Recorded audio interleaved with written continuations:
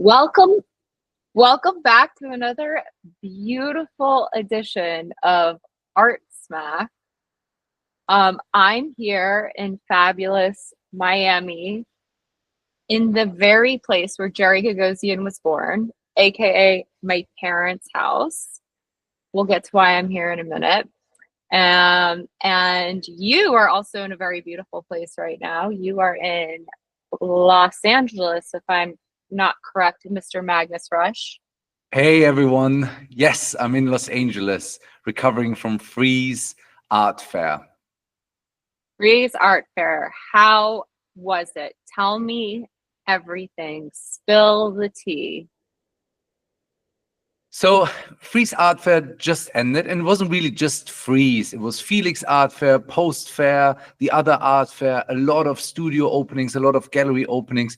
There was a lot going on.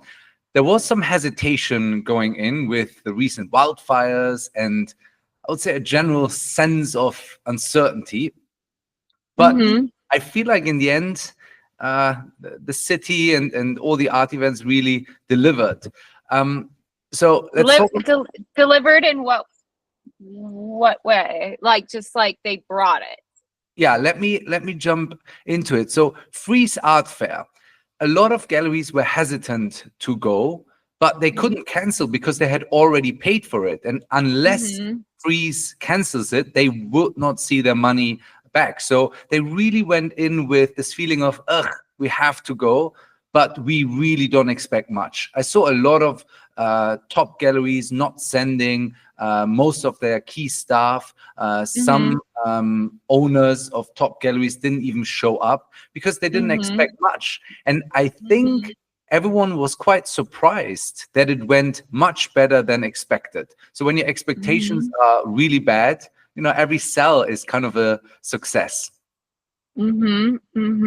So was there the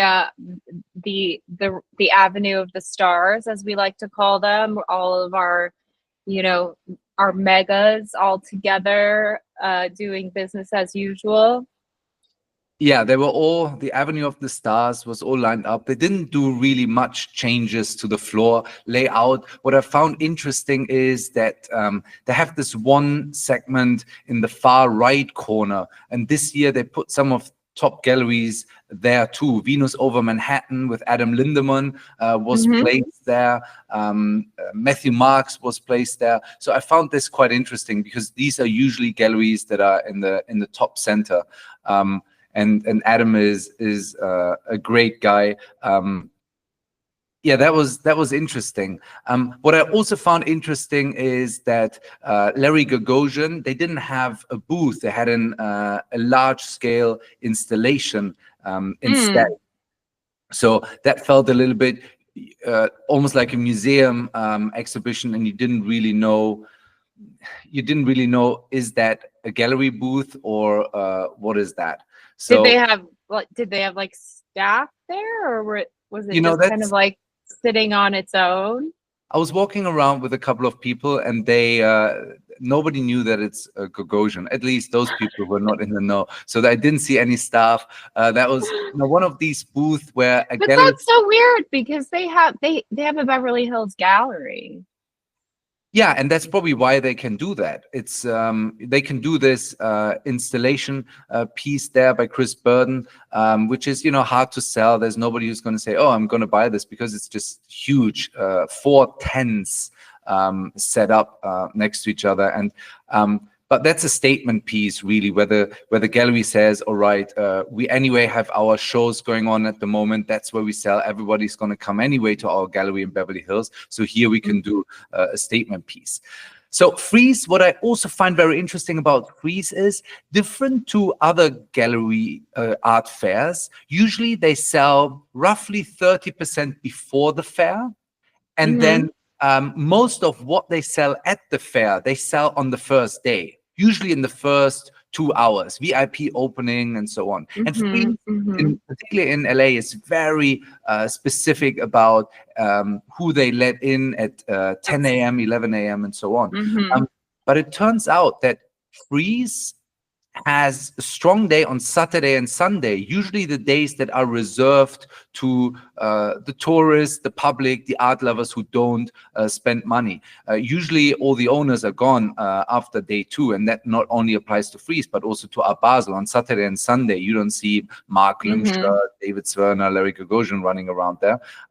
But at Fries, it's different. It feels like Saturday and Sunday are the days when people are still buying. So a little bit of a shift there. Well, that's probably because as a former Angelino, Santa Monica is so fucking hard to get to, and unless like you live there. I despise the location. I've been barking about it for years. I was so happy. I think they built a building there now, but I think for like 2 years they had it in Beverly Hills. And I was like, yes, this is where it needs to be, because it was great. It was across from like good hotels. It was like very central, close to good restaurants. When you go out to Santa Monica, I mean, if you live in East LA, that could be an hour and 45-minute drive. Yeah. So, I mean, that location is not good.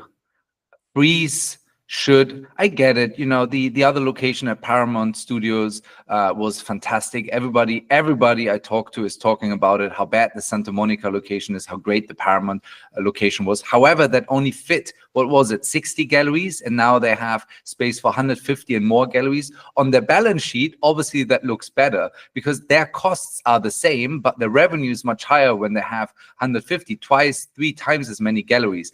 The vibe, the location to get there, it took me 1.5 hours to get back from Santa Monica to West Hollywood. Obviously, you know, wrong time, 5 p.m., but still, I cannot really schedule my day all around traffic in LA. well, you do in LA. I know, and that LA. sucks, and people who are not from here don't like that. So Yeah. it would be the best if they move back. But the future of Fries anyway has a large question mark. What is going to happen to Fries? Yeah. It's I heard some rumors. Ari Emanuel is one of the bidders. He is the CEO of Endeavor, who currently owns it. Endeavor wants to sell it, so maybe there is a management buyout of the fair. So we can have another Patrick Drahi situation with like Sotheby's, just like keep leveraging debt or over and over and over again. You looked into Endeavor's numbers. They have. I mean, Endeavor, or I won't say Endeavor, Fries has some problems. I was looking at their numbers today. With EBITDA, it's a little bit different, but like I think it's somewhere around $4.1 billion worth of debt, and then like with EBITDA, it's like 3.6. So it's like no, that's Fries. But if Fries has $3 billion in debt, they must have thrown much better parties than they do in order to get to these large numbers. It probably applies to. This is what I think happened. I think that they bought at the top of the market when things were flying really high, and there was a totally different expectation of what the art market was. Think about what the art market was when Endeavor bought it. It was a very, very, very, very different situation. And then we had the pandemic, which I guess was maybe okay for them online, but was just generally not good for their business. And then, we got slapped with high interest rates globally. Russian oligarchs got sanctions, crypto bros lost their asses. I mean, it has been a bumpy fucking ride since Endeavor took over Fries. And I can imagine I want to talk about more than this on this podcast, but like, let's get past this. I can imagine that that's why like they kind of gutted it in a way, like they're slash staff, slash amenities. It's just, it feels it does not feel like that first freeze I ever went to where I was like, ooh, this is so cool. This is so chic. And you can do like this and you can do that and you can sit over there and you can hang out with these people. And Barbara Sturm will give you a facial and like you can, it's like, it's changed. It's like minimal. It's like scarce. It's like flying Delta versus Emirates right now. Like you get a microwaved meal when you go there. And I'm not talking about the art that they sell. Yeah. Because that's So different. just to add one more comment here, I'm just reading an article that Tim Schneider wrote for the art newspaper, and he says that Ari Emanuel raised roughly 100 million, and Endeavor was seeking 80 million for Freeze to sell it. So these are just some numbers in the room. Let's keep an eye on that. But let's move on with the art fairs that took place in LA. Felix Art Fair, you've been, right? Love, yeah. Oh, yeah, that's the fun one. That's the best one.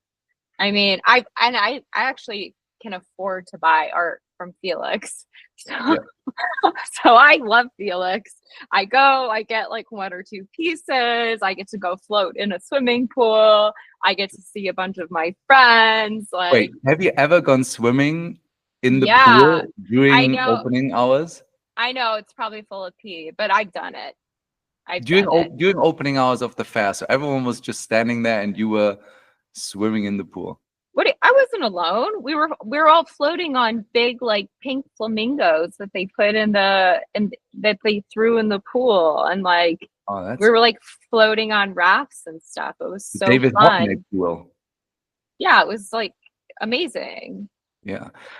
Felix is great, but the only problem is this elevator situation. I met so many people who said, ugh, I didn't make it to floor, 12 and 13. Yeah. Because there's always a line with the elevators. That's kind of the coming of Felix Art Fair. But the fair was great. I love the founders, Mills Moran and his brother, very cool, Dean Valentine. It's a really nice fair. I always compare it to the NADA of Los Angeles. It's better than NADA.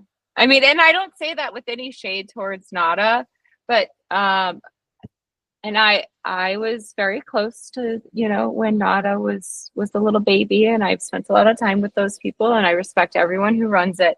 But NADA is a little well, so is Felix. Felix is a little disorganized. I was gonna say it's a little disorganized, but also like when you go into NADA, like sometimes you feel like you're walking into like art school studios, like a cardboard box taped against the wall with like a bra hanging from it, and there's no one around, and there's no text, and it's in a weird corner, and it's not lit, and you're like, I'm coming in here under the assumption that everything is art, but like sometimes NADA can be like not so cohesive. Whereas I feel like because the Moran brothers like run galleries themselves and like or I don't know if they still do. I know they used to. Moran. Yeah. Like at a pretty high level for Los Angeles. Like I think that they would just never let that happen. I mean, the elevator thing, that's a logistical issue, but like in terms of like, I think there's like, it's a little more curated. It's a little less like I would go like this in the order of art fairs. It would be like Spring Break, which I love. I'm an alumni of Spring Break. And then I would say it's like NADA. And then I would say it's like Felix would come after that. It's a little more chic. It's a little more polished. I mean, Spring Break, unfortunately, didn't happen this year. But it's so interesting. I didn't know that you liked them so much. I think it's a great fair. I love it. I love it. Yeah. And also a fair that I can afford to buy art from. That I'm like, you know how I'm always like the good old days, and I'm like, please bring back the good old days, where I'm like, whatever happened to like emerging art being like between $500 and $5,000? Like that's spring break. That still exists at spring Yeah. break. Amber Kelly and Andrew Gorey, I really like them. They're doing such a good job. But talking about this price range, there was another fair that I went to. Have you been to the Other Art Fair by Saatchi Art? I'm kind of embarrassed to say no. Right. It's so interesting because they're really not part of any of these art world conversations. You just don't see them listed in any of these overviews. The Other Art Fair is, Saatchi Art, the platform where artists can upload their works and sell directly to customers. So this is the concept of the Other Art Fair, which is owned by them. Artists rent a booth size, small booth size is roughly 2K, enough space to hang 3 to 4 medium-sized pictures, and they sell directly to customers. And the price range is exactly what you mentioned, at around between $200 to less than $5,000. So a great entry point for first-time buyers. I went there. It's in Glendale, and I really liked it. They do a really good job in curating who shows there. I could have bought probably, if you would ask me, where could you have bought most pieces with a budget under 20K? I would have said I like most pieces at the Other Art Fair. Cool. Great fair. But there was one new edition this year, Post Fair. Have you heard of them? Yes. I read all the articles announcing it, and it sounded very cute, but I don't know who's behind it, and I don't really know the tenor of it. You might know him. He's an LA art dealer. Chris Sharp started the fair. Oh yeah, of course.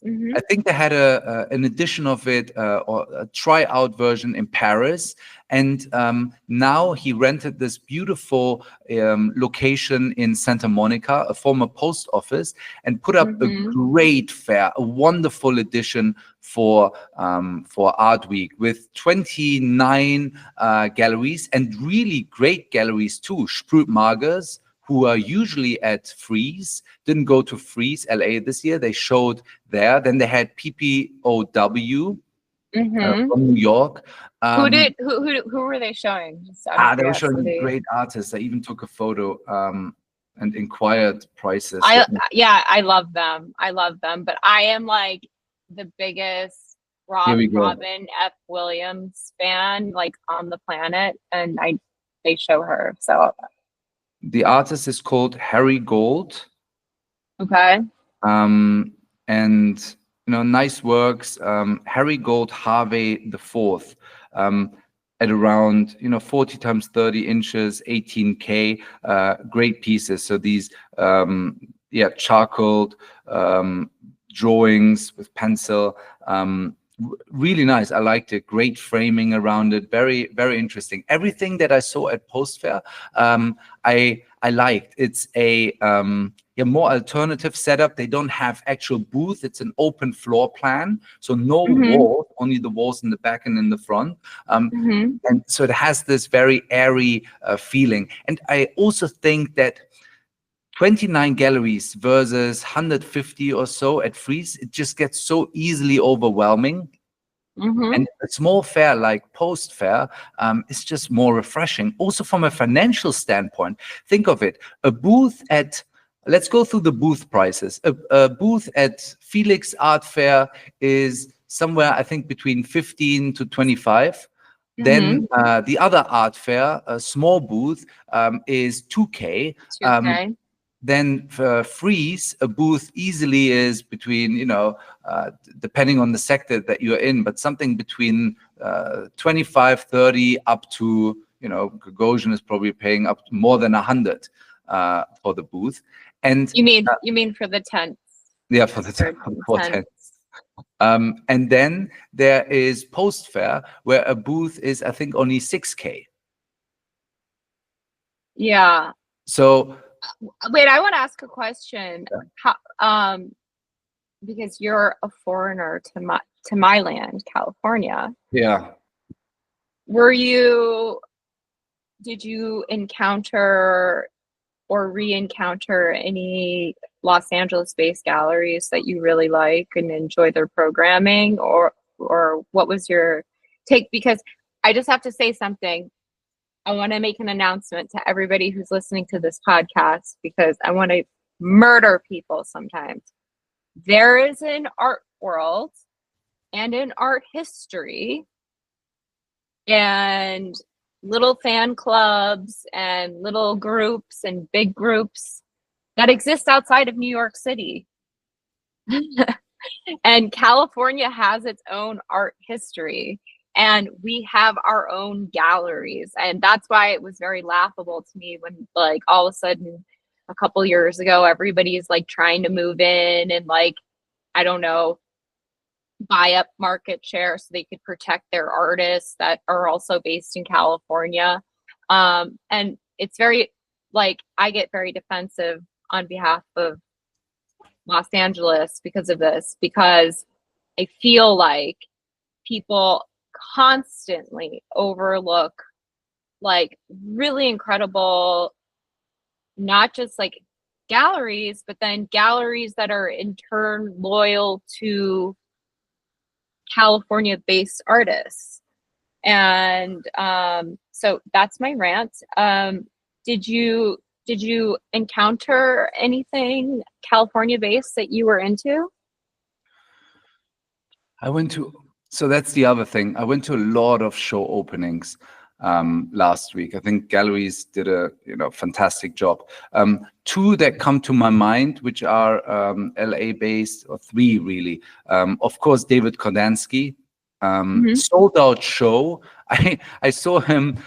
I went to Freeze on Thursday when it opened. Really, in the first hour, I directly went to him because he's the gallery that is right there in the front. I don't know how he does it, but David Kordansky has always the best locations at Freeze all over the world. So, and I went to him first hour because he is the king of Mega Minus.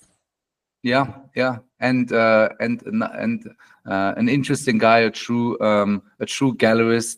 I think he is the next Larry Gagosian, or at least some people argue that.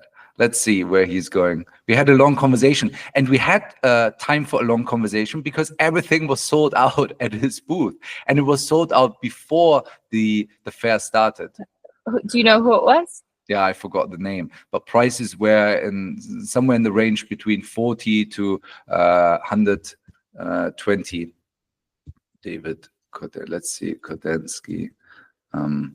Yeah, so that was very impressive. But I also like that they still show up at the fair with all the works on display, even though they were all sold. So Maya Cruz Paliero was the artist.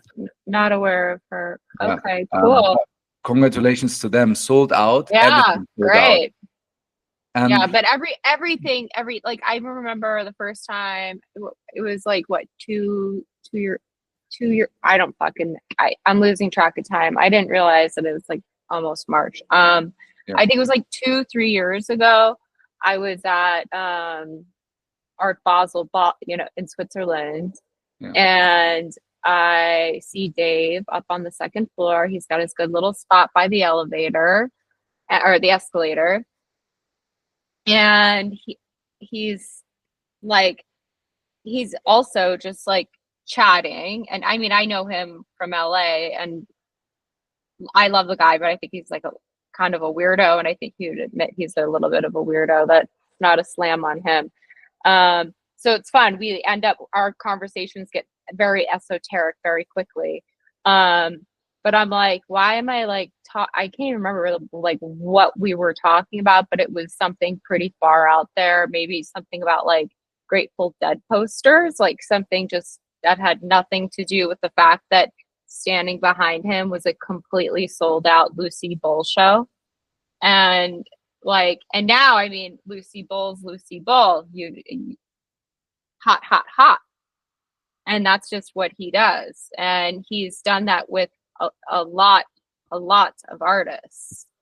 And he's done it both on the commercial and the institutional side. So, I mean, yeah, kudos to him. I would say he probably would be the next Larry Gagosian of the West Coast.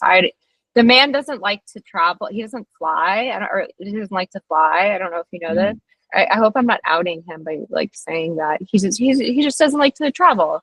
His kids, I don't know. I don't know why he doesn't like to fly. So I think you have to like to fly to be the next Larry Gagosian. Yeah. We were talking about LA galleries. One that I didn't know before, but everyone was talking about her, Carly Packer. You know her? She must be new since I'm gone. So she's I went to a show opening. She has this gallery space in a building that is sold, and it had this very rough feeling about it. So I went to a show opening. There were a lot of naked people running around and doing art performance, and yeah, met her, and people were talking about her, so I wanted to get to know her. And then then I saw her. She had a booth at Felix Art Fair, and she had a booth at Frieze. So this woman was busy last week. Show opening with her gallery, one at Felix, one at Frieze. And then I learned that Ari Emanuel actually bought one of her artists. She was showing an LA artist, Brandon Landers, at her booth. I know Brandon. That's great. Very happy for her. It sounds like her dad had to write a very big check last week. Because I don't think so. I think she's very entrepreneurial. You think there aren't entrepreneurial people in the art world who could be at Frieze and be at Felix at the same time and staff both the booths and sell everything and have an opening at your gallery? Come on. Let us be honest, or at least let me be honest on the podcast. No shade to her. I wish I had a rich dad. I really don't know about her financial situation, but let's say I don't either. Let's say she did it all on her own. That's great. What, on fucking Wall Street? No, how old is she? I mean, in her 20s, a cute 29-year-old who has an MFA that she got 2-3 years ago.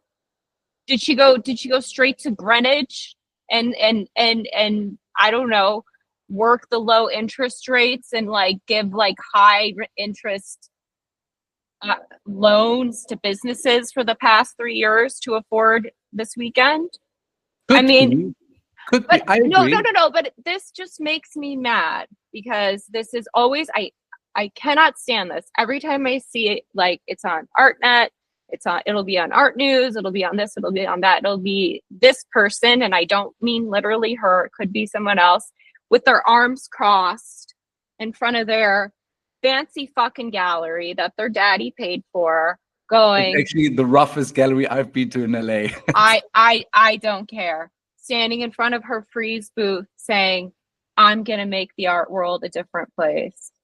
I can't tell you how many times I have seen that, and it is not in what capacity could she have ever made enough money if you do all the calculations that you just made about how much of all those booths cost and all the manpower and all the art handlers and all the people that have to sit there and do this and to do that and create invoices and then create the work and get the work to the right. You cannot tell me that's just a super entrepreneurial 29-year-old, because guess what? So was I. I had 5 jobs when I was 29. And you know what? I was broke as a motherfucker.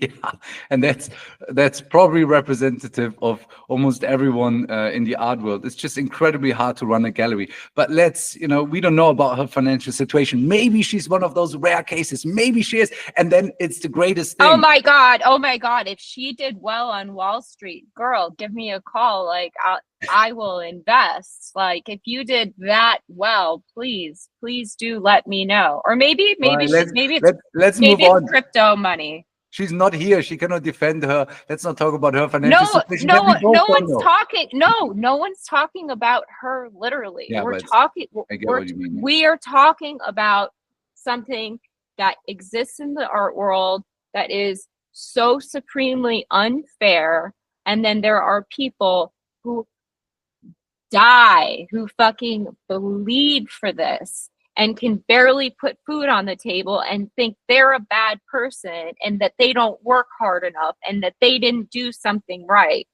when that's just not the case. The case is they were unlucky because they weren't born into certain financial situations.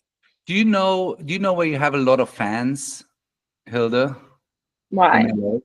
I went to the studio opening of Mohilev Studios. Okay. And I was walking around there, and then people came up to me and said, I've heard your voice before. You're on Jerry Gagosian's podcast. Yeah. So that's probably the place where most people came up to me talking about the podcast. Mohilev Studios, that seems to be your fan base is really there. And that's have you been? It's in downtown by No. Kenyon Custador. Oh, I know that building. Yeah, I've shown a bunch of artists that are in that building. I know a bunch of artists that are in that building. Avery, for example, she's Avery's there. Avery. Jean Negay and Lila Slager Rose are there. Yeah, there's some really, really, really great artists that are in there. That elevator terrifies me, as does that neighborhood. But I'm happy to know that there's a community of artists somewhere that can all convene in one place, because I think it's really healthy. I'm learning this on my own. Like, this is, whatever. I think it is very, very unhealthy to be. I don't believe in the isolated artist thing. I think it's so unhealthy. A, you don't trade ideas. B, you don't get to learn from anybody.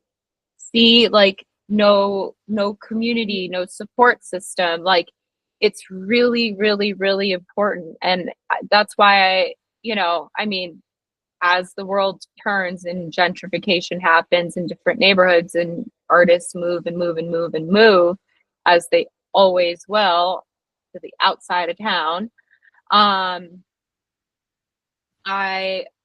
just get sad when artists go through periods where they feel separate or unapart. And there's been really amazing people like my friend Steven Nidick in Frogtown.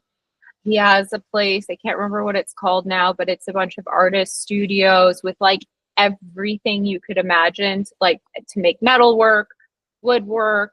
Like, he purposely makes the studios affordable, throws great parties. And it's like a real art community. And it's like, I think without that, I think art like can either get very stale or very dark or die.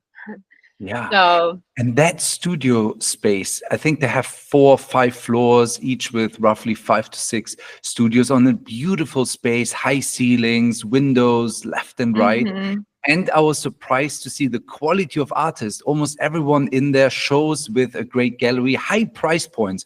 This guy, Gary Lang, top floor, he sells his pieces for $120,000. Other artists, in the $40,000, $50,000 range. That's something that you really don't see in a lot of these studio houses of artists. So I was very, very impressed by it. And also great to hear that so many are listening to the podcast while they are creating art. So shout out to all the artists. I mean, that's why I never mind when the podcast kind of goes over or gets a little long, because I'm like, I know these people. I know my core audience. It's artists. They're painting. They're fucking bored. They probably hate what I'm saying right now, or they love it. It doesn't matter. But they're stuck with my voice because they've got paint on their hands and they can't go over and change it. 2 more shows, two more openings that I went to. I went to so many, so I cannot really talk about all of them. Do you know Michael Slensky? Yeah. He did a show about he asked artists to create artwork similar to. You kind of look like Michael Slinsky. I know, is that a good thing? Oh my God, we used to call him like the Johnny Depp of the art world. Like, yeah, Michael Slinsky is so good looking. I look like Randy, Johnny Depp. I know I know his wife. So Randy, I'm not hitting on your husband. No, but like you've kind of got the hair, you've got the okay. Okay. Hmm. So you just met Michael. So Michael Slinsky, he's a writer. Yeah. And he's a curator, and he is like truly a LA lifer fixture on the art world as far as I'm concerned. Yeah, we wanted to talk about these LA heroes. So here's one of them. And the last one that I'll mention, and there were really so many, but I think what Stefan Simkowitz did out there in Pasadena is really impressive. It took him 5 years to build this new exhibition slash gallery slash artist studio space. It's beautiful. It's so nice. It's totally worth the trip. 30 minutes from West Hollywood in low traffic times out there. His house is, I drove 2 blocks north of it and everything was burnt down. Everything. So somehow he was lucky that his house that he just finished after so long, and all of the studios and all of the exhibition spaces that he built, it's like a whole compound out there. It's amazing. So nice. And he has a show right now going on by Holly Loven, a great artist who I first met at New York Art Academy. She still is there. Wonderful woman, great art. So that was really a great a place to go on a sunny Sunday morning. Do you remember that article years ago of him in his like underwear? I think it was like the New York Times. It was like the patron Satan of the art world. I think that like he deserves a comeback. Like I have talked to Stefan at length. I don't know how much you've talked to him. We know each other well. Okay, yeah. He's been on the podcast, I think twice. I can't remember now. Sometimes he just calls me to rant and I listen. And he's so passionate about art, and he's also so passionate about trying to figure out a different way, a different financial model to make art work. And you may love it, you may hate it. Like a lot of people are like, oh, he's burned so many artists, and maybe so, but like, do you know how many artists names just like disappear from the Hauser and Wirth website every year? Like everybody has burned somebody at some point, because there is a period of market testing that all artists go through when they're working with dealers and blah blah blah. But I really do like that he's got his like stereo business going on. Yeah. I don't know. Whatever. Cool. But like, I do love that the man is obsessed with the puzzle in a similar way that you and I are. And he'll call me on any given random day and be like, I think you were so wrong on your last episode of Art Smack, and he'll yell at me. Or sometimes he's like, I love you to death, and you and I, we are on the same page. And I'm like, yes, of course we are. Like, even if we disagree. And I think it's really cool what he's done. And I also think it's really cool, like, he's supported, like, talk about like supporting the people that need to be supported, artists from Africa. So many of them. He also, like, he told me this like beautiful story. I can't recall her name. I think it was Maria something, but how like he was in jury duty one day, and like he was like bored, and he sees like this little Mexican woman like drawing, and he's like, oh, that's a cool drawing. And she's like, oh yeah, I'm an artist. And like ends up doing a studio visit, and then ends up like giving her a show and like helping her out. And I'm like that's fucking cool. That's organic. That's real. And what also most people don't know is that Stefan is one of the largest art collectors in the US, definitely in LA. Probably not in terms of value of the art, but the amount of art that he buys from artists who had never had shows that he finds on Instagram is just incredible. Equally incredible that this guy, who is by far in LA the most active art buyers, he told me, "Hey Magnus, can you imagine? Freeze didn't give me a VIP ticket for the 11 a.m. Hour. They only gave it to me for, I don't know, the next day or the 3 p.m. on Thursday. I mean, come on, this guy is the biggest art buyer in LA. So he should be the first into that tent. Unbelievable how the art world is just not liking this guy, even though maybe his model is different, maybe he's a little bit more outspoken, a little bit provocative, a character. But So like, what? thank God. Oh my God, thank God. Like, there should be more of us. Like, when I came into the art world, I was thinking like 90% of the people that I would meet would be like him. And instead, everybody's like buttoned up in their demure little Loro Piana zip up or whatever, and they're like, they've got to stick up their fucking ass, and they won't show you the price on the PDF. Like, oh my God, the guy has a camera. He has been documenting the LA art world for years. He's supported so many artists. I'm not saying he's perfect. I am not saying he's perfect, but like, give the guy a fucking chance. Give him a comeback. Let him come back. And like, I feel for him sometimes. Because I don't think he would admit this. I think he wants to be invited. Like, he wants to be invited back.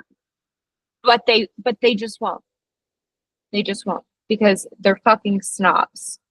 Yeah, most accessible person too. He and Kenny Schachter. Whenever whoever writes Kenny or whoever writes Stefan, they always get a reply. I mean, I don't think there are Yeah. many people in the art world who can claim that. And Stefan he's so active on Instagram. He's always reaching out to artists. That's how he found Holly, the artist he's currently showing, and so many of the other artists that he's working with. So, but let's move on. So this was really the, in a nutshell, Freeze Art Fair or Freeze Art Week. Let's call it LA Art Week because there's so many other fairs happening.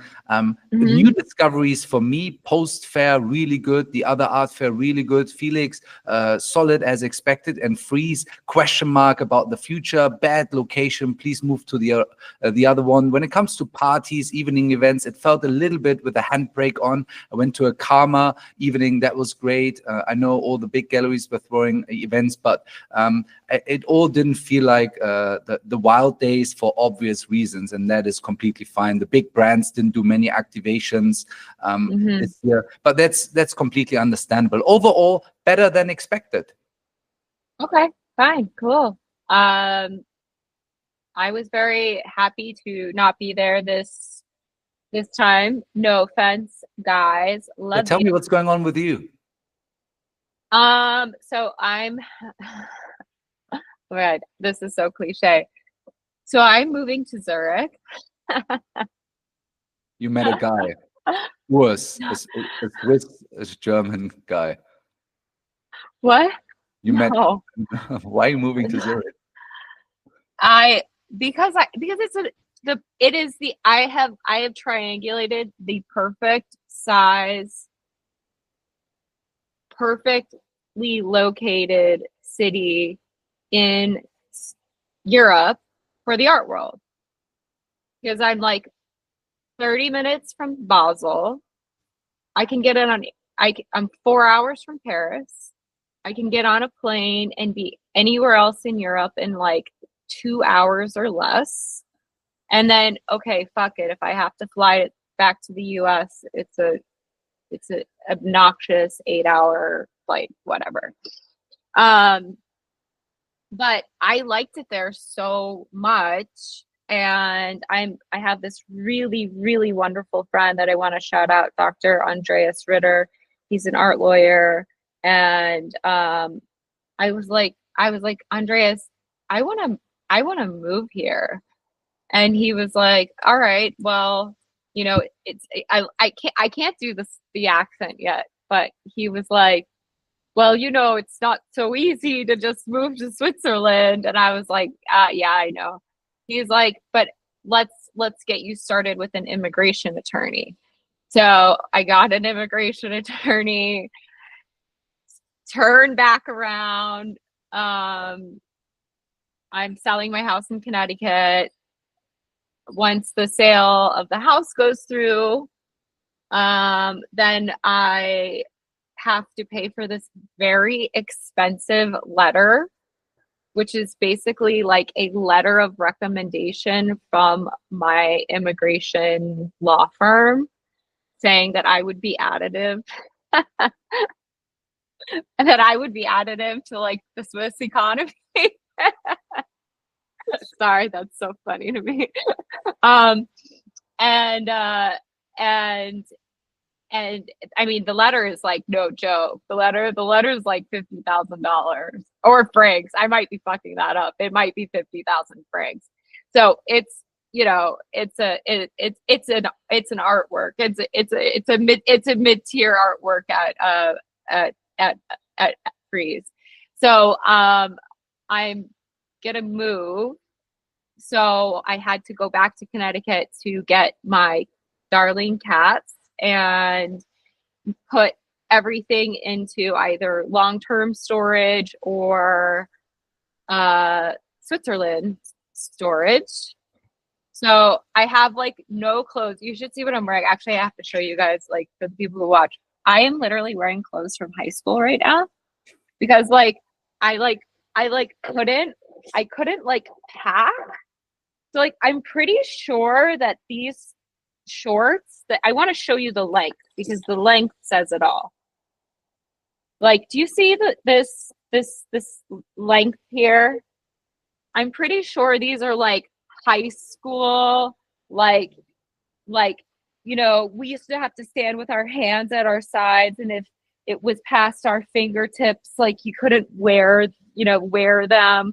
So I'm definitely wearing like all of my like old like high school clothes right now. Like everything is packed and everything is like set to either go to Switzerland or go live in storage. And I sold I sold, did I say this on the last episode? I sold all of my designer clothes.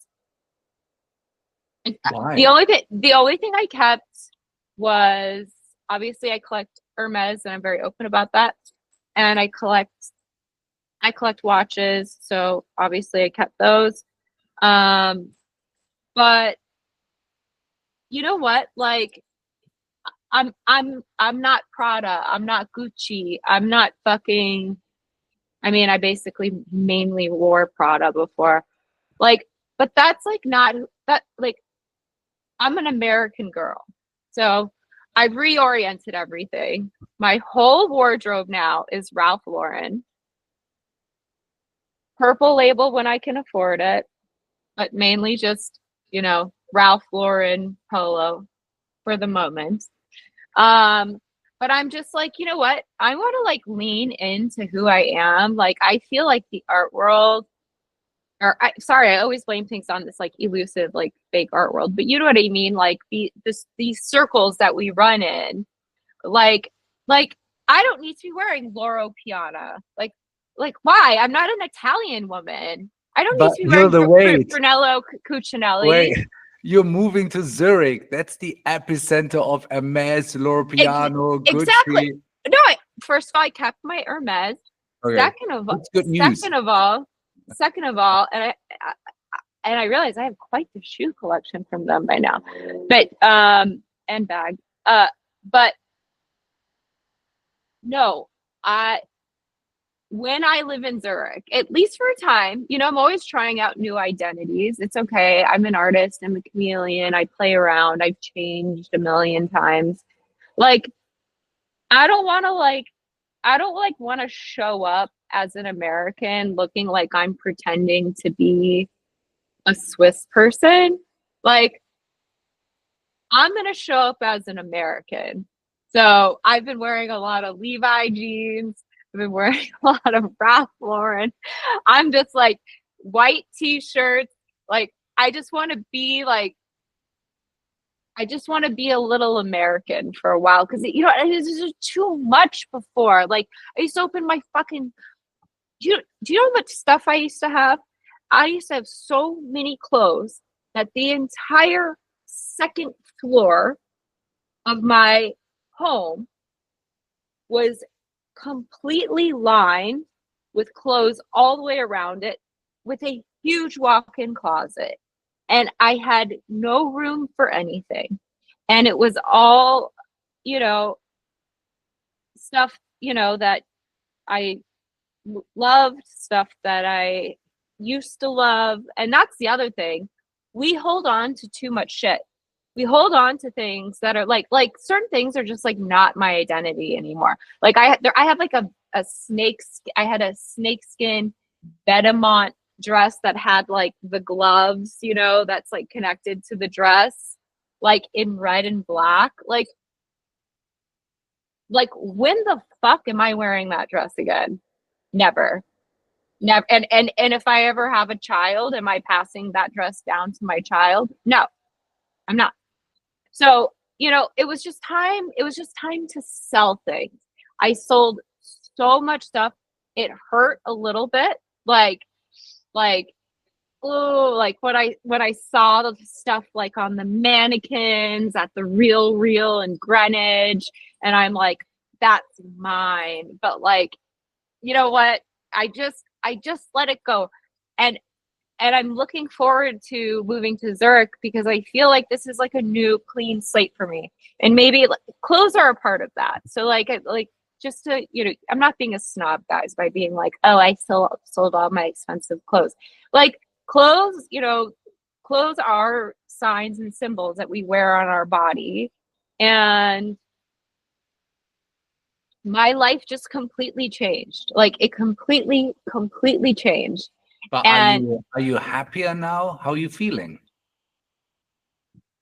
well, I'm having a great time being home at my parents' house, because like who doesn't love being taken care of by their parents? It's very nice. I'm a 40-year-old baby woman right now.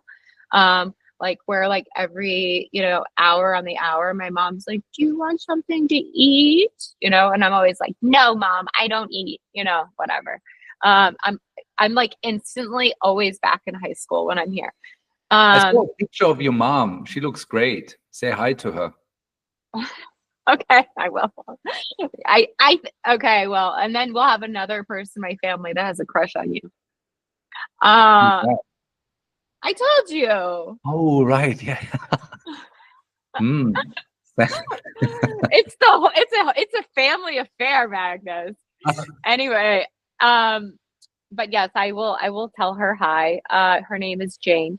But how do I feel right now? I feel better. I don't know if my venture into writing in like seclusion was the best thing for me. It's not.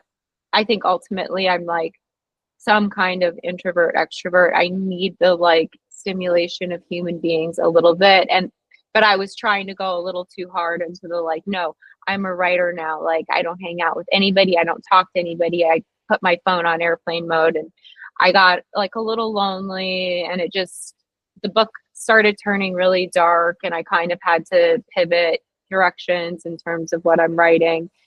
Um but I feel really hopeful, and I feel excited. I mean, don't get me wrong, most people who listen to this podcast know who Matt is. Matt was a co-host for I think at least 2 seasons.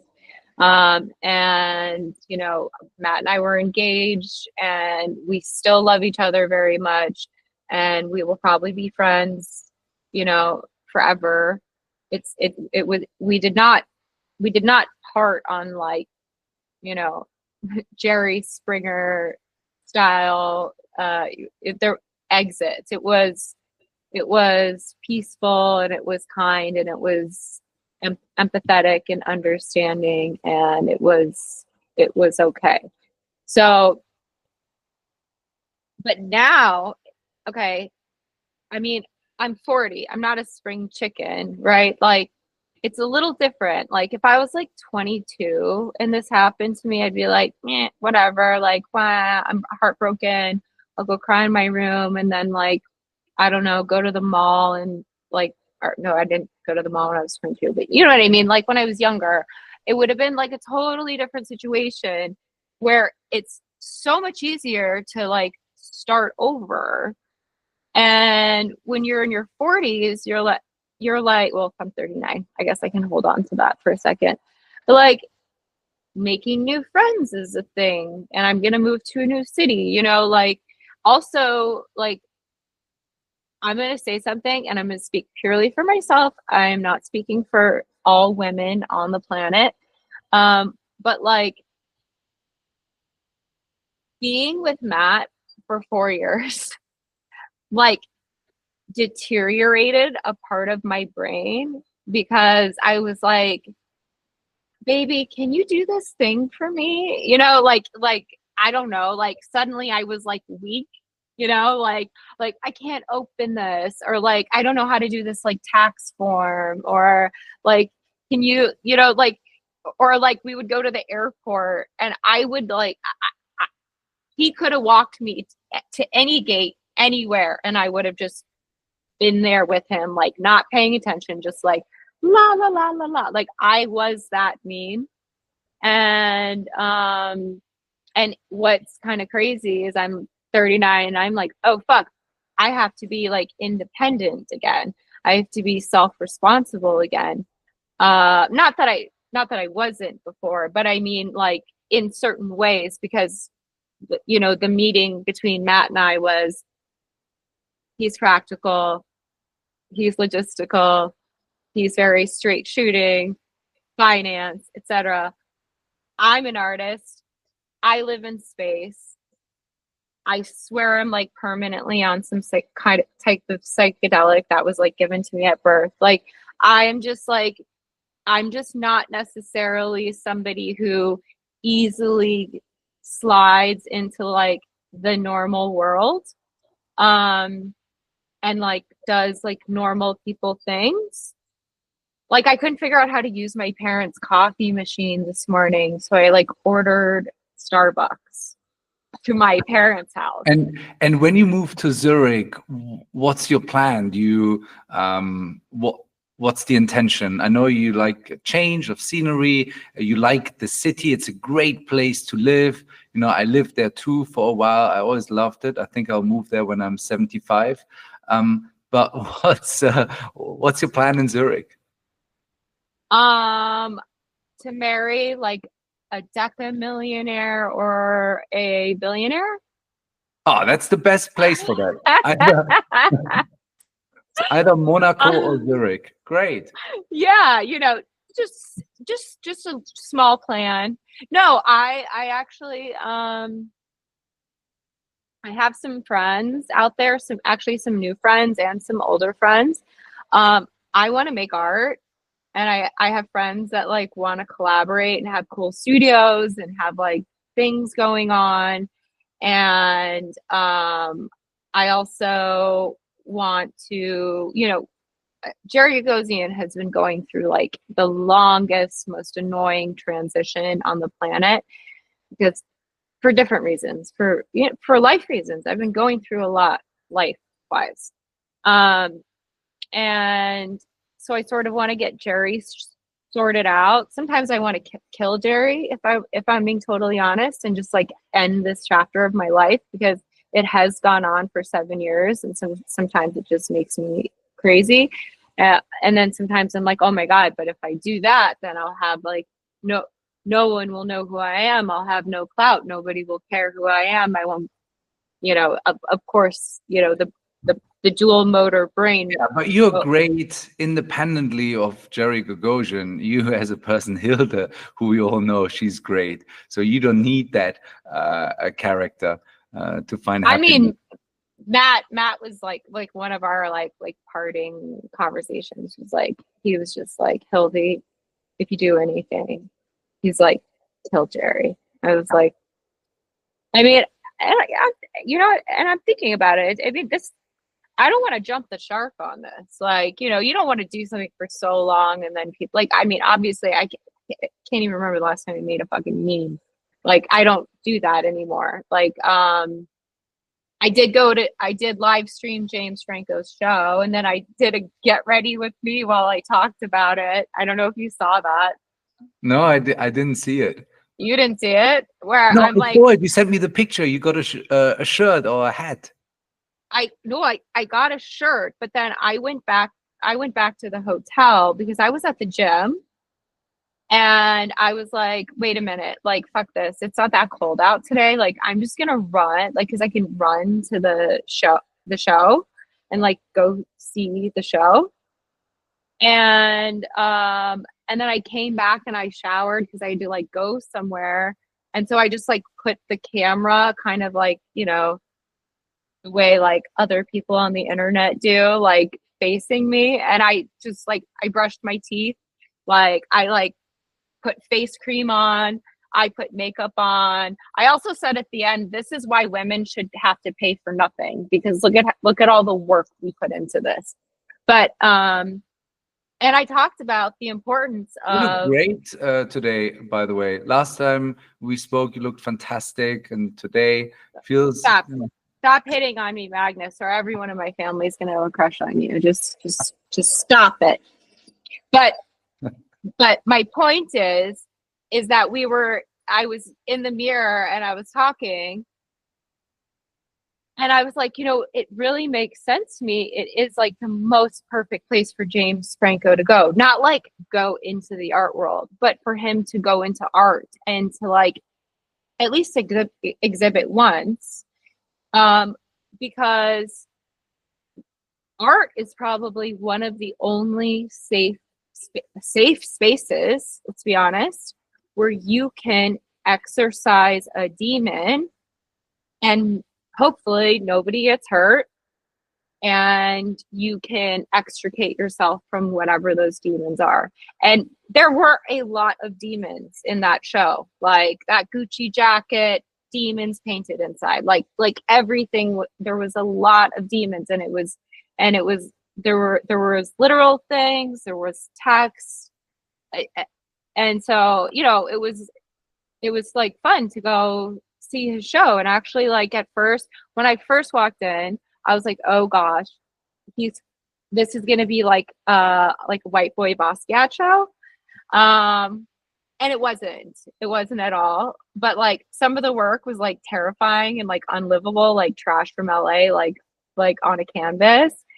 But I need you to ask him a question since we don't know when he's coming on the podcast. There's a work on paper that I might buy, but I need an explanation of something. Okay. It says there is written on this work of paper, it says Jerrified. And I want to know what he means by Jerrified.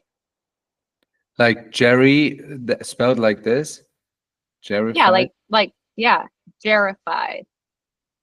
Okay. And I want actually, and I might steal that and make that into a t-shirt. I'm just thinking about that right now.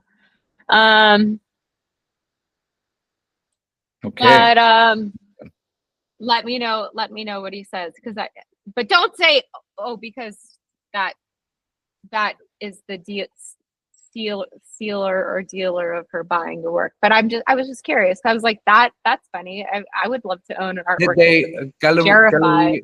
Gallery Gumuzinska, who is showing the works, that they treat you well? They welcome you? Oh my you? God, they were amazing. They gave me a shirt, and then I also bought a shirt.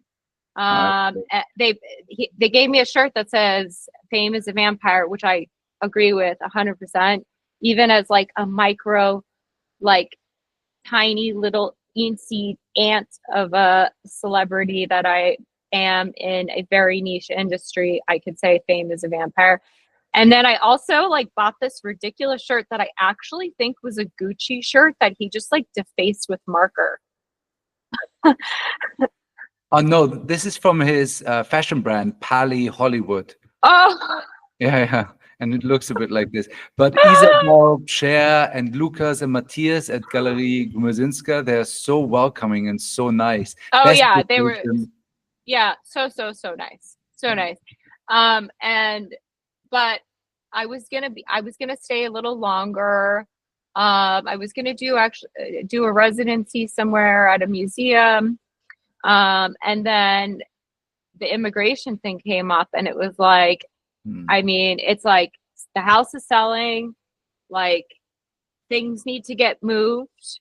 And if I want to make this move in my life, and your original question is like, what am I going to do with my life? And besides marry a deca millionaire or a billionaire, it's really irresponsible of me to admit to you and to our dear listeners is I don't have a fucking plan. I don't have a plan. I want to make art. Yeah. I want to make art. I am fortunate that I have, some savings and some things, whatever, that like I don't have to like get a job the day I move to Zurich. So I can kind of like settle in. I've met some really, really nice people.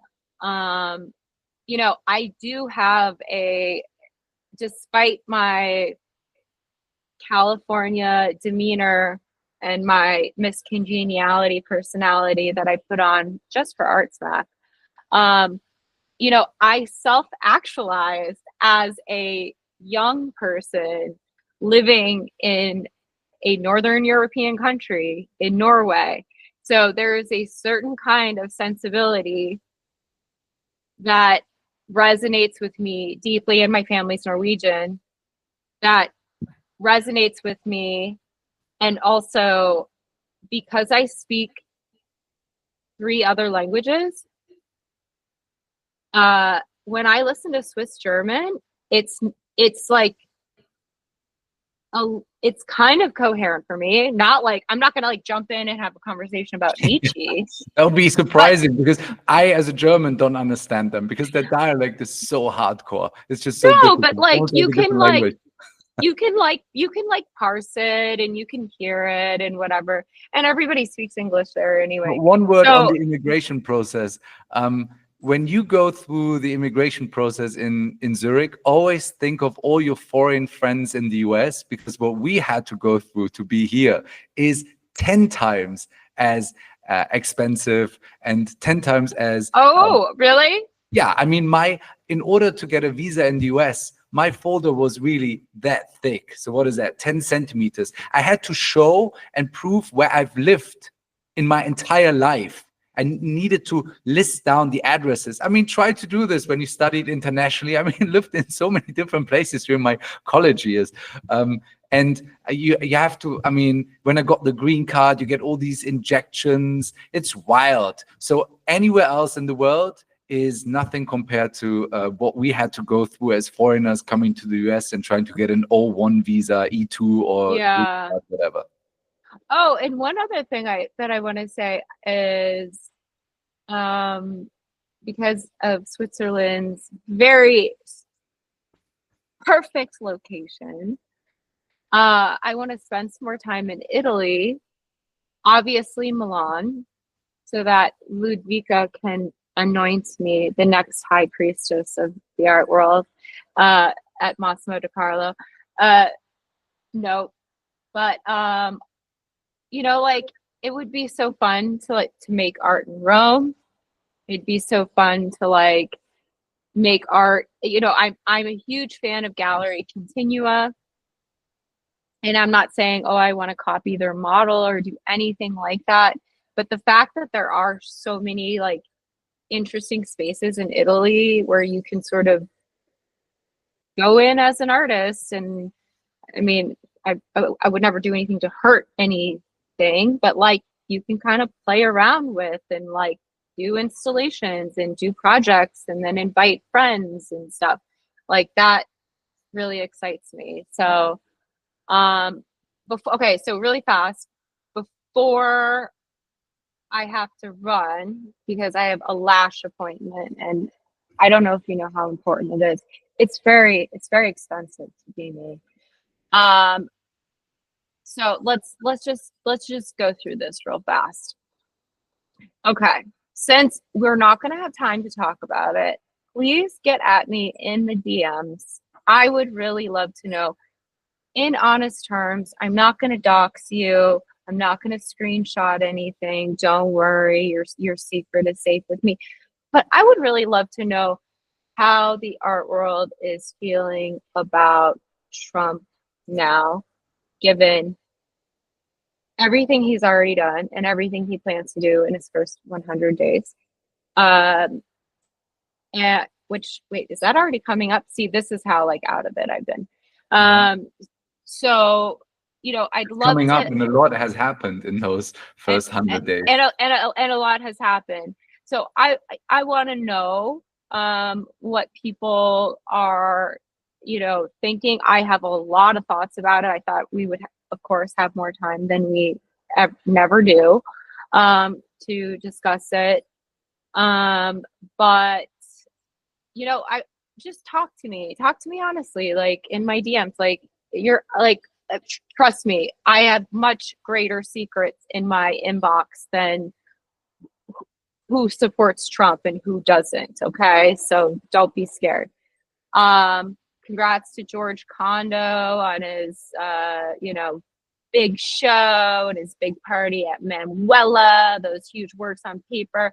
My favorite line in the article on Art News about it was, George Condo is great because it makes for great decoration.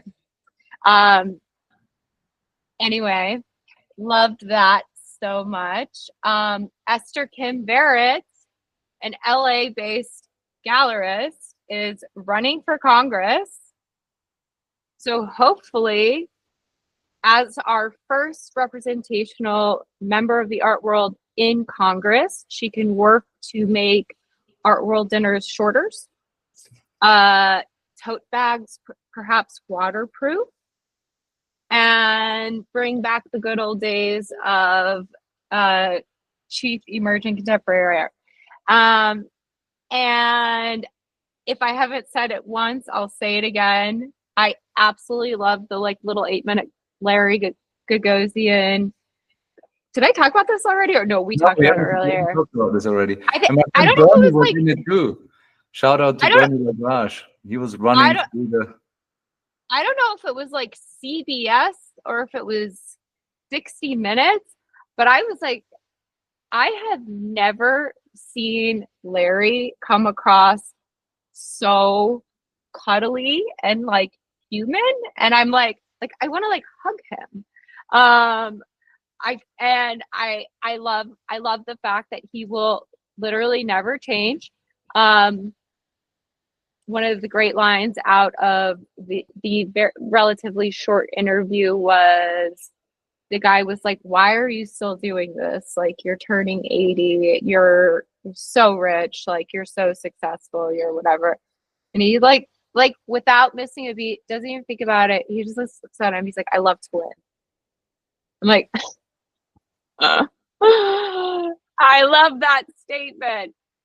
So I thought that was interesting also too, because you know he is very interview shy, and I think that it kind of signals something that he's even beginning to sort of give these softer interviews. And they asked him in the interview, they said, is there a Gagosian gallery without a Larry Gagosian? Which, oh my God, talk about like facing your own mortality. That's like a creepy question to be asked. And he said, I don't know. That's what we're figuring out right now. Because there's been all these rumors about LVMH. For 10 years, yeah. They've been trying to sell it. So yeah, who's going to buy Gagosian without Larry Gagosian? And what are you really buying? Are you buying real estate? Not really. Are you buying? No, you're not. No. He only owns, I think, one building. Yeah. Everything else is rented. It's like a franchise. I mean, I guess if you could buy detailed provenance information and all of the secondary inventory, and then all of the rights to all of the estates that they have, you could create a higher valuation. But this is I think they call it like a tent pole man situation, where it's like he holds the whole company up, and like without him, and I'm not discrediting anyone who works there, but like he is the essence of it. And it's like for example, I bought a I bought a perfume the other day. I bought this perfume that I've been wanting since I was in high school, called True Romance by Ralph Lauren, because I think I don't know, it just reminds me of like my friends' moms when I was younger. Um, and an American girl now, so I only wear, American things. But I put the like perfume on, and when I put the perfume on, I wasn't thinking like, oh, I'm putting Ralph Lauren on my body. I was thinking like, I'm putting True Romance on my body. Like, in what world would it be like I'm putting something that isn't like Larry, like when you buy a work from Gagosian Gallery, you're not just buying the work, you're buying the work from the gallery. So you're putting a Gagosian of sorts on the wall. Which is by far the larger brand than most of the artists. People know Gagosian if they're in the art world, and they don't know many of the artists that are shown there. Of course, he's got many famous, but he's also got ones that are not known to a larger public. But you mentioned something which is interesting: succession planning. Succession planning has not worked out in the art world so far. Pace is really the only example where it has, but that was because of the transition. Arnie could work there while Mark was there, and kind of there was a very organic transition. Castelli Gallery, another big gallery, just ended. So you just don't have these successful successions in the gallery world. Well, I actually, now that I'm becoming Swiss, I spoke to Hauser. Right, I spoke to Hauser, and they're making the correct papers and are putting everything into order so that when their time passes. Oh, you then it's Hauser and Wirth and Jerry Gagosian. And Jerry Gagosian, yes.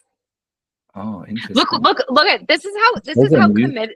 Wait, look how committed to moving to Switzerland I am. I'm so embarrassed by this. Oh, I have a little keychain. It spins. What's the English word for that flower? I don't know. I just know it from the Sound of Music when they're like, Edelweiss. Yeah, that's the German word. Edelweiss. Okay. One of the most beautiful flowers that only grows in the high peaks of the mountains. So whenever you see one, that's a very, very big moment. I remember seeing first time one. We didn't even get to talk about the fact that I went to Stade, but I really genuinely have to go. So maybe we'll share that for another. Actually, there's really nothing to say except for I love that it's like one street and there's like a Gagosian and like an Hermes. Like it's like a one street town that you walk in 5 minutes. Like I was like, where in the fuck am I? But it was really fun. I had a great time. I met some awesome people. I'm really excited about it. Well, this was another great episode. Thank you, Hilda. Well, you always make it so great. Okay, so let's talk. I'm just gonna keep pushing this James Franco thing until it happens. I want to pin down. Hilda, what people don't know, they think we prepare for these sessions, but the truth is, yesterday, Hilda wrote me a text message. Hey, shall we do a podcast? Okay. Tomorrow, fine. 7 a.m. Fine. Ask James Franco. What day next week works for you for an hour and 20 minutes of nonsense? I already asked him. Oh Okay. yeah, I will. I already asked him about the Jerrified thing. So this is an answer we should definitely get very soon. And then next week I'm traveling, so I cannot do a podcast next week. Oh, you can't. So Yeah, then I'll it'll be in just be Zurich. Are you serious? Yeah. Wait, so then it'll just be me and James. Yeah. Okay. I think that James and I could carry it. I I'm don't know 100% sure. James, He's but brilliant. I have a feeling he has a sense of humor, and he'll either be laughing with me or at me, and in either case, I don't really mind.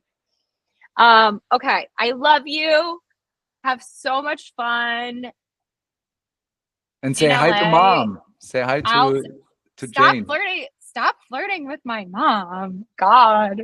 I'm not just being nice. I'm just messing with you. Okay. We'll talk soon, okay? Bye bye.